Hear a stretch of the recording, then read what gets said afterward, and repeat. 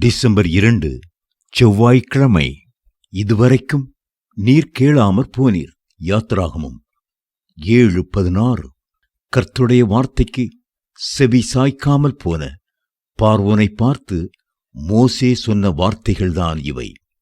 வனாந்திரத்தில் எனக்கு ஆராதனை செய்ய என் ஜனங்களை அனுப்பிவிட வேண்டும் என்று சொல்லும்படி எபிரேயருடைய தேவனாகிய கர்த்தர் என்னை உம்மிடத்திற்கு அனுப்பியும் இதுவரைக்கும் நீர் கேளாமற் போனீர்.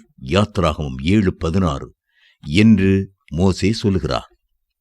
அநேகருடைய வாழ்க்கையில் கர்த்தர் எவ்வளவுதான் அற்புதங்களையும் அடையாளங்களையும் செய்தாலும் அவர்கள் தேவனுடைய வார்த்தைக்கு தங்களை அர்ப்பணிக்காமல் தூரமே நிற்கிறார்கள்.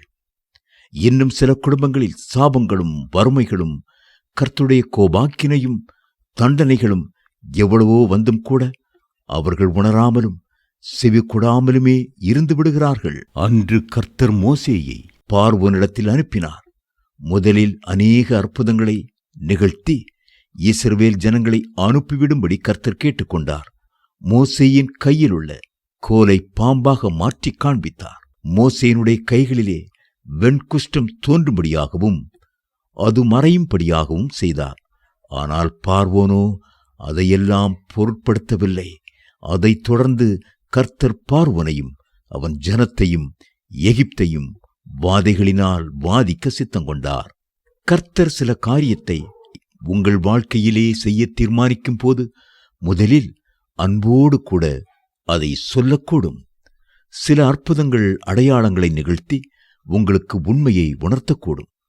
அப்பொழுதும் நீங்கள் புரிந்து கொள்ளாவிட்டால் கர்த்தர் தம்முடைய சிட்சையை அனுப்புவார். இதுவரைக்கும் நீர் கேளாமற் போனீர் என்று மோசே துக்கத்தோடு கூட பார்வோனை பார்த்து கூறினார். அதைத் தொடர்ந்து என்ன நடந்தது தெரியுமா? பயங்கரமான வாதைகள் பார்வோனை சூழ்ந்து கொண்டன. நதியில் உள்ள தண்ணீர் இரத்தமாய் மாறியது. நதியின் மீன்களெல்லாம் செத்து நாறினது. அதைத் தொடர்ந்து தவளைகள் புறப்பட்டு வந்தன, பேன்கள் வந்தன, வண்டுகள் வந்தன. எல்லா மிருக ஜீவன்கள் மேலும் கொடிதான கொள்ளை நோயும் கொப்பளங்களும் வந்தன. கல்மழை வந்தது, கார் இருள் வந்தது.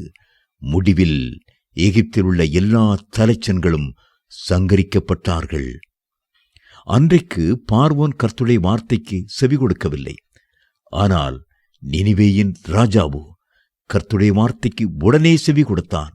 மனம் திரும்பினான். நியாய தீர்ப்பிலிருந்து தப்பித்துக் கொண்டான்.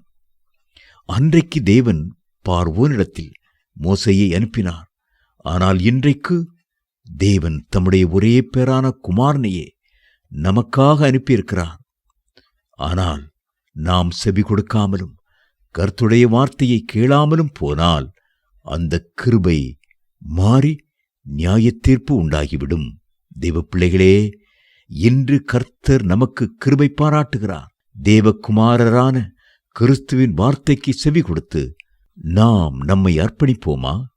உன் தேவனாகிய கர்த்தரின் கட்டளைகளை கைக்கொள்ளவும் அவைகளின்படி நடக்கவும் அவைகளுக்கு செவி கொடுத்தும் வந்தால் கர்த்தர் உன்னை வாலாக்காமல் தலையாக்குவார். நீ கீழாகாமல் மேலாவாய். உபாகமம் 28:14.